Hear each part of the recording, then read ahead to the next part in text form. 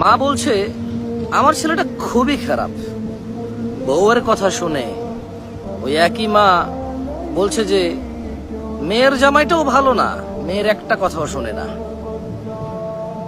বোন বাপের বাড়ি এসে বলল যে ভাইটা আগের মতো নেই, খারাপ হয়ে গেছে, তত্ত্ব তালাশ করে না, দাওয়াত দেয় না, খোঁজ খবর নেয় না, ঈদ চাঁদ কোরবানি যায় জামা কাপড় দেয় না, একটু দাওয়াতও করে না, একটু বিপদে পড়লে হেল্প করে না। আবার ওই বোনটাই বলে আরে জানিস তোর দুলাভাইটা খুবই খারাপ, কাম কাজ করে করবি কি আর, বোনের দাওয়াত দে, বাগিনারে দাওয়াত দে, আজকে বোনের এটু হয়েছে, ভাইয়ের ওটা হয়েছে, সারাদিন তো বোন ভাই করে করে তার জীবন শেষ করে দিল। ভালো পড়েনি জামাইটা, মানে ভালো পড়েনি। অবাক অবাক করা চরিত্র না?